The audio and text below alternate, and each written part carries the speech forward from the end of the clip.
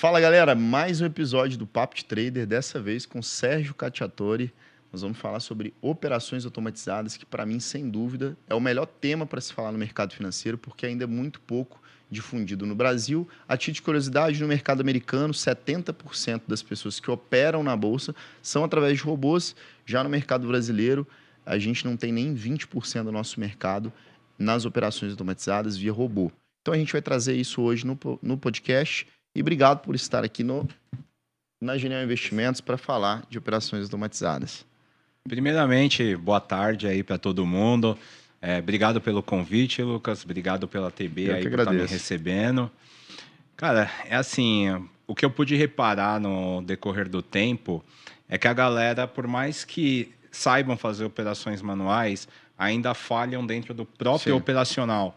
Então, trazer essa dinâmica do robô tira essa parte, né, que é 90% do trader, na minha opinião. 99 perde mesmo. Né? 99 perde. E vai continuar perdendo porque não é um problema perder. O problema é perder você se sabotando.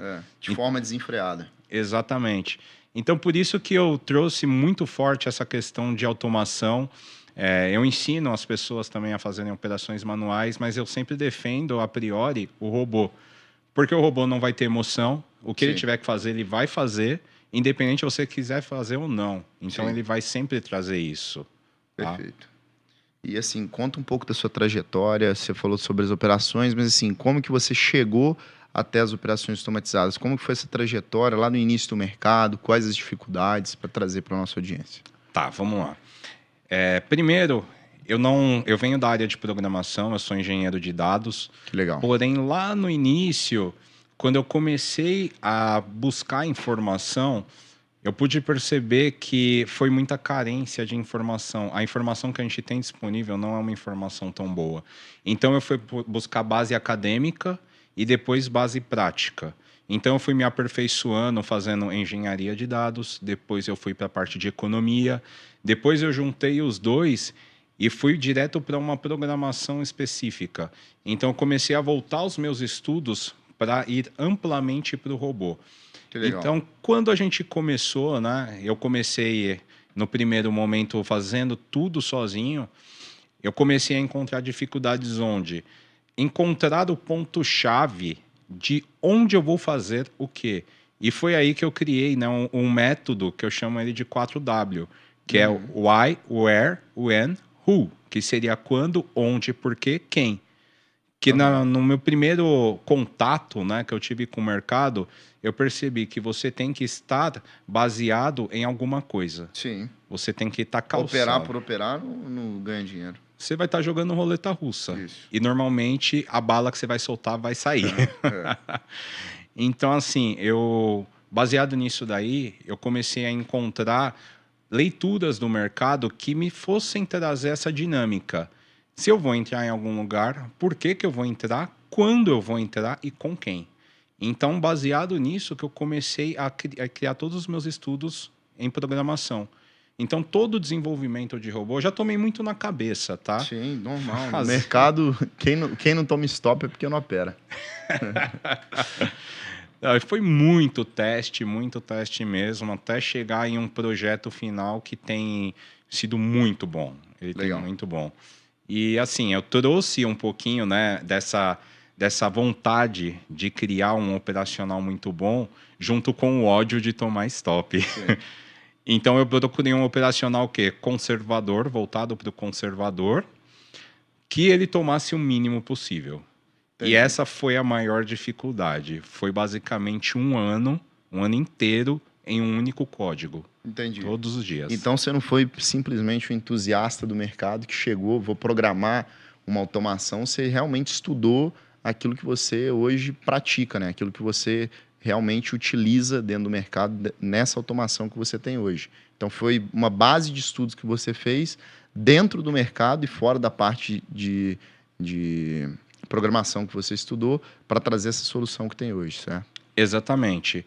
Eu não fui simplesmente com a cara e com a coragem e falei, vou estudar aqui, vou ver aqui, eu começar a pesquisar. Não, eu fui baseado no conceito que eu acredito no mercado. Na minha opinião, o mercado ele não é olhar candlestick, Eu também No- acredito nisso. Pois é, principalmente padrão de candle. Na minha opinião, não é olhar indicador se você não entende o cenário macro. As pessoas tentam olhar o passado para projetar o futuro e acaba errando, né? Porque quando você olha o passado já foi, o passado já aconteceu. O momento de decisão para mim é o presente, é o que, que o mercado está acontecendo naquele momento. Eu trago até uma comparação. Muita gente não leva em consideração, a gente opera o mercado futuro. Existe uma teoria, o gráfico desconta tudo. Não desconta tudo, porque os juros hoje foi diferente dos juros da semana passada. E como é mercado futuro, é acrescido a taxa de juros. Então não faz sentido um suporte que foi semana passada ser o mesmo dessa semana. Ah, é um ponto de decisão. Não, não é um ponto de decisão, afinal, o mercado é futuro e esse ponto ele vai ser mutável de uma semana para outra. Então, é uma forma da galera enxergar o mercado que eu acho muito rasa, concorda? Sim. Porque se a gente olha somente padrão de candle, se a gente olha somente suporte e resistência, eu nunca vi alguém ganhar dinheiro dessa forma. Eu até desafio as pessoas. Teve um cara que comentou no Instagram que ganha, e eu estou esperando um relatório até hoje, porque eu nunca vi alguém ganhar dinheiro com padrão de candle, suporte e resistência.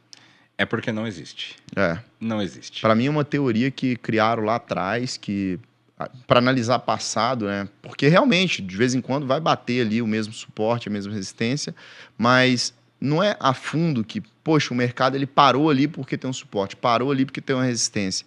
Vai muito além disso, é de estresse de mercado, o quanto ele oscilou até chegar naquele ponto. E encontrou um ponto ali que muita gente está olhando, mas é muito raso olhar só dessa forma, né, Sérgio? Na minha opinião, assim, é até o que eu vou contar uma breve trajetória, né? Que quando eu comecei a pregar ensinos sobre o mercado, muita gente veio para mim com a visão de que eu sou apenas programador. Sim. E não é assim. Para ser programador do mercado financeiro, eu tenho que saber de finanças. Sim. Então, eu tirei um pouco a crença das pessoas de parar de olhar gráfico para olhar o cenário todo. Muita gente fala assim: você tem que olhar a floresta para olhar o galho.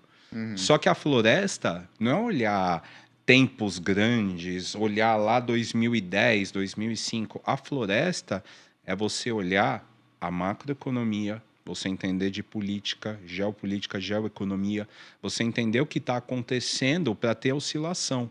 Eu acredito que o mercado, como eu sou engenheiro, né, eu acredito que o mercado ele é calculado. Ele pode ser calculado com uma base matemática. Sim. Mas para essa base matemática funcionar, tem uma base teórica também. E a base teórica é: eu vou entender o mercado a partir do momento que eu souber o que movimenta ele. Sim. Então, tudo isso daí eu trouxe para o pessoal que veio até mim e falou: gente, vocês não vão operar no mercado da forma que vocês operam. Isso daí vai levar vocês ao fracasso. Então, o mercado não é um cassino que muita gente fala assim: ah, entrou lá, só foi me estopar e voltou tudo. Não, é porque você está olhando para o mercado da forma errada. Concordo. A partir do momento que você sabe para onde olhar, aí você vai começar a ter sucesso. Essa é a minha crença. É igual você disse de saber olhar o mercado, o que, que influencia no índice, o que, que influencia no dólar. Para mim é muito importante, porque se você sabe o que movimenta um ativo, por que não olhar esses fatores que movimentam, né? Por exemplo, o que, que movimenta o índice? As principais ações listadas na Bolsa de Valores. E o que, que impacta essas ações? Os juros impacta. Se a gente tem o índice financeiro, que é a FNC, a gente está olhando o índice das principais empresas do setor financeiro. Itaú, Santander, Bradesco, Banco do Brasil. Então, esse compilado é importante para olhar. Então, eu vou olhar essa caixinha, que é as empresas do setor financeiro. Vou olhar o IMAT, que é dos materiais básicos, Vale, Gerdau. Então, quando a gente vai começando a entender o que, que movimenta cada ativo, a gente vê distorções de preço, a gente consegue ver oportunidades no mercado. E a internet hoje te ensina a olhar só gráfico, o que para mim é igual a gente estava falando, é muito raso, né? Muito. Muito raso. Quando um player ele entra no mercado olhando só o gráfico, por que que ele faz isso? Ah, tem um porquê. Você sabe por quê? Então, vamos lá. Porque é Vamos fácil. entender. É fácil. Você olhar padrão gráfico, forma de candle, é fácil. O ser humano hoje ele está acostumado a ter as coisas com certa facilidade para entrar numa zona de conforto.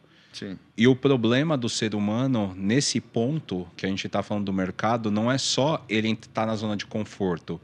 É ele acertar uma vez, errar 10, acerta de novo. Quando ele erra mais 10 vezes, ele fala assim, poxa, mas eu ganhei uma vez lá atrás, eu que estou fazendo uma coisa de errado. Não. Se você errou 10 e acertou uma, o que você está fazendo está errado. Exato. Na minha opinião, é isso que Concordo. acontece. Tá? Eu posso falar um pouco de como trabalha a minha automação? Pode, por favor. Na verdade, é um dos assuntos que a gente vai falar hoje. Então, já adiantando. Já quer adiantar ele? Vamos adiantar esse assunto já. Como é que funciona? O Profit, eu opero no Profit, só que o Profit ele tem muitas limitações. A linguagem de programação NTSL ela é um pouco rasa. Tá? Mas ela não é ruim ela ser rasa, ela é o que a gente chama de friendly. Ela é uma linguagem bonitinha de você fazer, Entendi. que colore tudo, deixa tudo legalzinho, Sim. fica fácil manipular. Só que o que acontece? Eu percebi que para fazer o que eu queria fazer, só programar lá não ia dar certo. Então, o que eu fiz? Eu integrei uma segunda programação, que eu rodo ela em outras linguagens externas, que eu uso até o Visual Studio para fazer essa programação. E aí eu integro uma leitura macroeconômica para ela ser vinculada à minha operação. A operação. Exatamente. Então, primeiro, minha operação está lá fora. Depois ela vem para dentro. É como se fosse uma conexão entre as duas linguagens ali e depois o resultado final é a operação. Exatamente. Que legal. Por exemplo, não sei se você acompanhou, você viu uma queda do índice antes de ontem de 2.000 pontos em um minuto? Com a fala do Haddad. Pois é, ela leu. Ela leu essa fala do Haddad e a gente previu esse movimento e a gente pegou aquela queda. Que legal. Só que, assim, você só olhando qualquer outra coisa, você não pega. Não pega. Não pega. Aquilo de, o gráfico desconta tudo, isso pra mim é uma bozeira. Porque vem uma notícia e dá na cara, sem dó, sem piedade. Por que acontece? Às vezes as pessoas pensam o seguinte, o gráfico desconta tudo. Mas como que alguém de dentro do banco vai saber o que está passando dentro da cabeça do Haddad, como que vai ser o pacote econômico? Existem informações privilegiadas. É só você olhar o movimento que aconteceu no índice nesse dado dia. O movimento que ocorreu, se você fosse olhar a análise gráfica ali, foi um movimento que, naquele dado momento, poderia ser altista. Mas, quando você vê o pós-notícia, o mercado desabou. Então, é justamente isso. Não olhar o que está acontecendo no cenário externo, as notícias, você acaba ficando de olhos vendados para operar no mercado. E o problema também de olhar a notícia, do outro ponto, é criar viés, né? O que você acha disso do viés? Então, o que acontece? Quando você cria um viés, começa a olhar, identificar previamente o que vai acontecer no mercado, porque você acha que viu alguma coisa. Sim. Primeiro, não tem só esse pensamento do que eu vi. A gente tem que pensar o que o mercado vai ver daquilo, porque não é a gente que faz o preço do papel. O mercado precifica o papel para a gente. Então, a gente tem que entender a visão, como o mercado vai enxergar aquilo. Eu, Sérgio, posso estar enxergando, olha, é um ótimo momento para fazer qualquer compra. Mas tem que ver, o mercado vai precificar isso. O que eu gosto muito de dizer para os meus alunos é o seguinte, vou fazer até essa pergunta para você. Você entende de carro? Sim, entendo. Entende, beleza. Vamos lá. Se você vai numa loja de carro e você vê um Celta a 100 mil reais, você compra? Não, de forma alguma. Você viu uma Porsche 2024 a 120 mil reais, você compra? Com certeza. Exatamente. Esse é o conceito. Por que quando alguém está operando, compra o papel caro, compra ele caro para tomar stop e vende ele muito barato para ser estopado de novo? É algo muito simples de entender, né? E muita gente acaba perdendo dinheiro por isso. Exato. Mas olha só, eu te perguntei, eu comecei isso como? Você entende de carro? Entendo. Você não precisa ser um master, mas você sabe que um Celta 100 mil reais é caro e uma Porsche 120 mil reais é barato. Sim. Então, por que não estudar o mercado para saber qual que é esse papel? Para eu saber precificar o papel. Para entender de carro. Né? Se você entende de carro, sim, você entende. Você acaba triando as oportunidades. Exatamente. A oportunidade é exatamente isso, você que cria ela. E é legal fazer esse paralelo, porque olhando a Bolsa hoje, né, eu gosto muito de acompanhar o PL, de como está a Bolsa. As empresas lucrando, a Bolsa desabando, e muita gente eufórica, vou vender porque o Haddad está fazendo merda, o Lula. Mas por que você não olha por outra ótica? Se as empresas estão lucrando, se o PL da Bolsa diz que a Bolsa está barata, por que você ainda não toma partida nesses momentos de estresse do mercado para começar a montar uma carteira de ação, né, Sérgio? Então, assim, trazendo agora esse paralelo, por que as pessoas perdem e ganham no mercado, eu vejo que muita gente compra no momento errado e vende no momento errado, que é o quê? Quando vira na boca do povo, que é o ciclo de mercado, de, poxa, o mercado está subindo, está todo mundo comprando ação, aí o cara vai lá e compra. Mas o que aconteceu nesse momento? A bolsa subiu. E aí esse cara compra. E na hora que tudo fica ruim, ele vende. Então ele perde dinheiro. Ele teria que, de fato, inverter o jogo, né? Comprar no momento de estresse e vender no momento em que todo mundo está eufórico para comprar. Eu gosto de falar o seguinte, 8h30 da manhã, quando eu começo a fazer o pré-mercado com o pessoal, eu faço uma enquetezinha. Falo assim, hoje vocês comprariam ou vocês venderiam? Sim. Aí quando eu faço a votação, o maior percentual para um lado, eu falo assim, gente, agora vocês viram a maior quantidade de gente votando para um lado? Vimos, faz o oposto. Uhum. Faz o oposto. Porque na teoria, matematicamente falando, se 99% das pessoas perdem, Sim. é só você fazer o oposto do que... Sim. Na teoria é isso. E falando de automação, tem até automação de um amigo que ela opera contra o pessoa física. Então ele compila ali os players, pessoa física, né? Sei lá, XP, BTG, Genial. Então ele pega aquela relação e todas as vezes que eles estão comprados, ele está vendido. E toda vez que estão vendidos, ele está comprado. E tem ganhado dinheiro a longo prazo. Olha que bacana. Uma simples automação de operar contra as instituições pessoa física, né? Porque, ou seja, se você opera pela Genial, pela XP, você é pessoa física. Se você opera pela Tullet, UBS, que não tem acesso de pessoa física, você está falando da parte institucional. Então, o que ele fez foi operar contra as corretoras pessoa física. Olha que bacana. Isso daí é um dos monitoramentos que eu faço também. Eu uso Legal. isso daí. Porque eu sei que o pessoa física, ele acaba se tornando liquidez hora ou outra. Sim. Porque o que acontece? O cara, ele entra aqui. Ele quer sair aqui e ele está sendo estopado aqui. Então, o que acontece? Qual que é a diferença de um institucional buscar uma liquidez que está aqui? Para entregar um lucro que está fortemente aqui. É, para buscar o financeiro ali, né? Aquela liquidez, porque muita gente não entende esse conceito, mas ele realmente busca aquela região de preço, é porque ele vai estar comprando algo, às vezes, se ele está na compra, né? Ele às vezes bota o mercado para baixo, pagar mais barato para depois vender mais caro. Então é basicamente assim que o mercado funciona. Se ele está vendido, ele desloca o preço para cima para tentar vender mais caro para depois comprar mais barato. Exatamente. E muita gente fala que isso, o mercado é manipulado por conta de RLP. E não é RLP. Se você tem muito capital, imagina, você tem, sei lá, R$1 bilhão que você teria capital suficiente para poder manipular o mercado, de deslocar preço. Você tem a oportunidade de ir retornar num topo anterior, que tem uma porrada de gente ali posicionada com stop.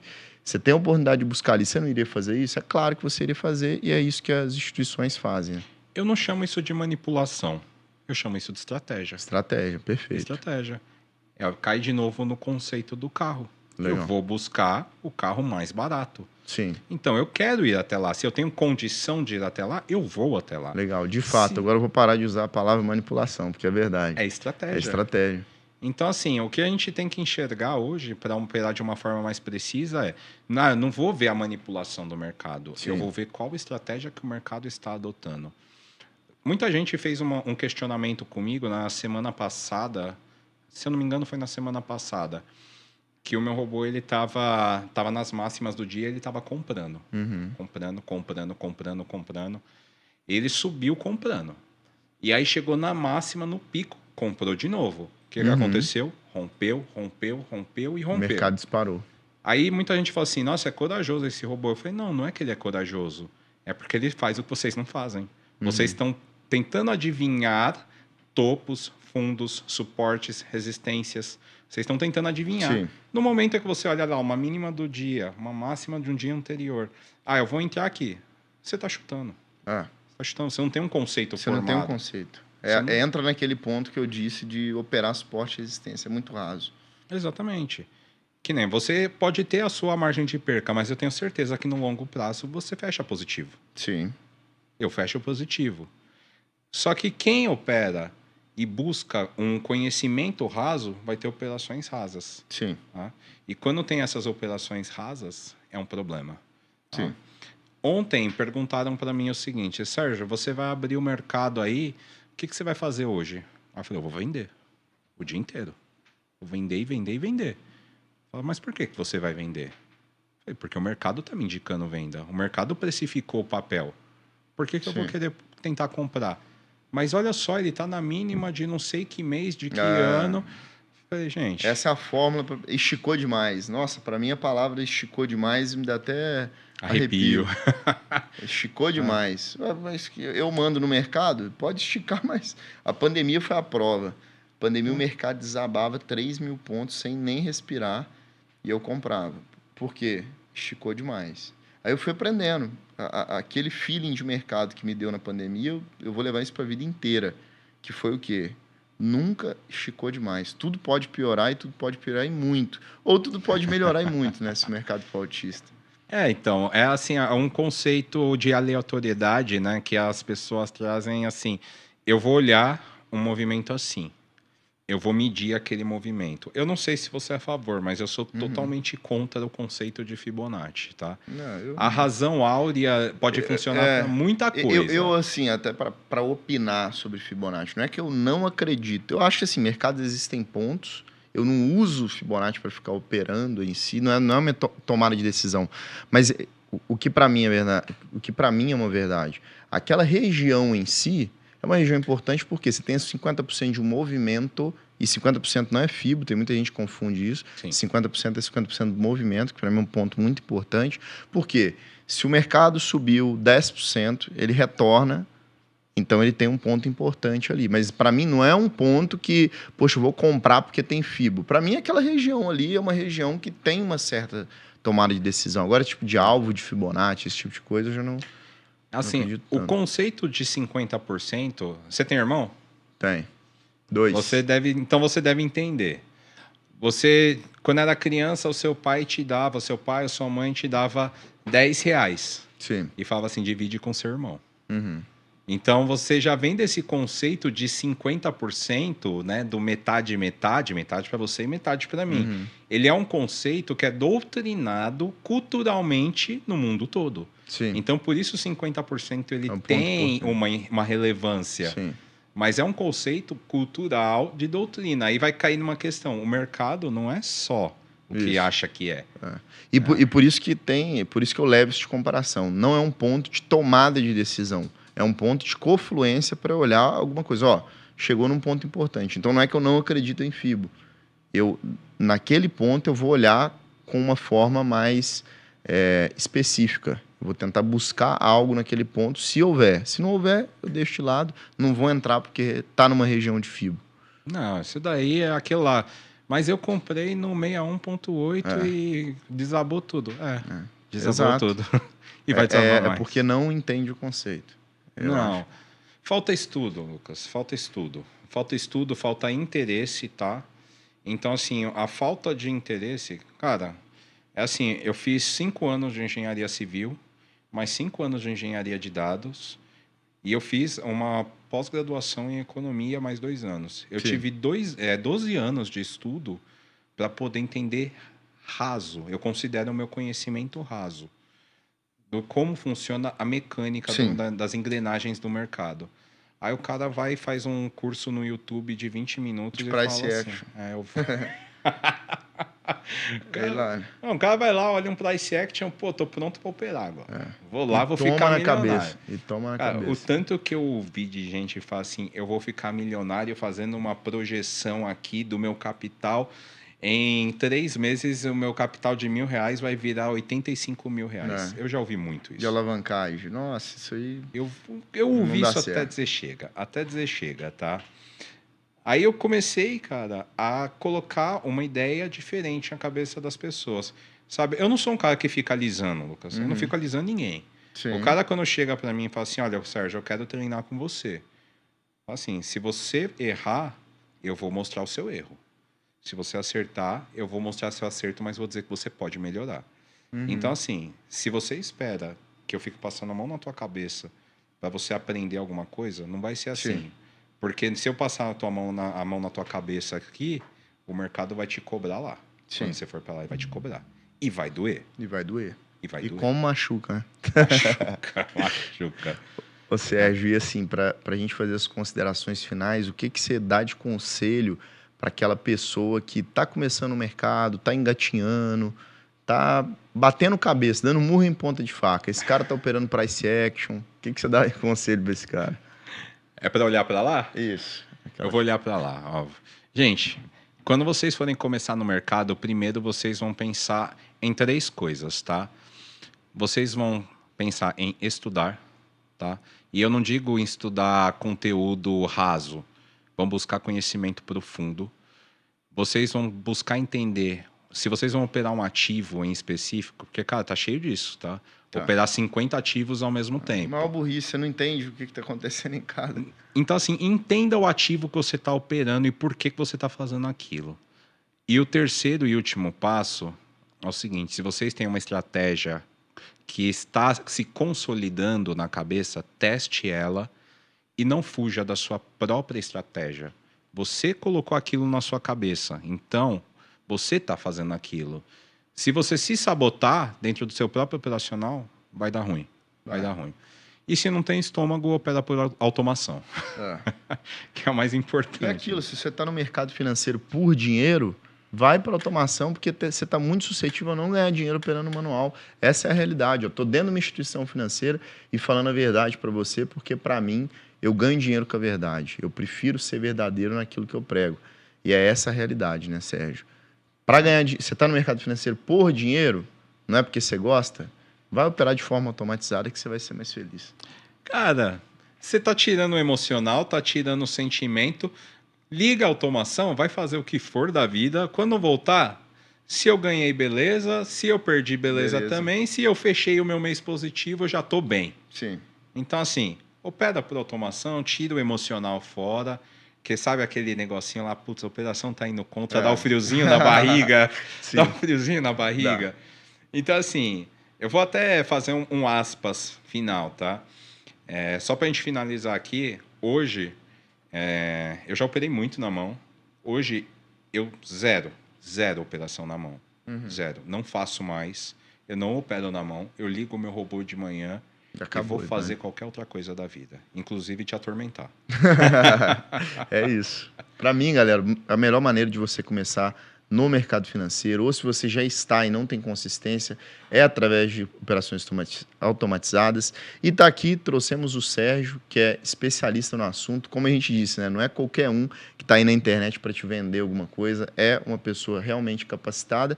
Agradeço demais a sua presença aqui na Genial Investimentos. Obrigado. E te aguardo no próximo vídeo. Valeu, gente. Excelente semana para vocês. Bons trades. Espero aí que, se vocês estão entrando agora, escutem um pouquinho do conhecimento que a gente passou aqui. E não deixe de curtir, comentar e compartilhar com seus amigos. Te aguardo lá no próximo vídeo. Valeu.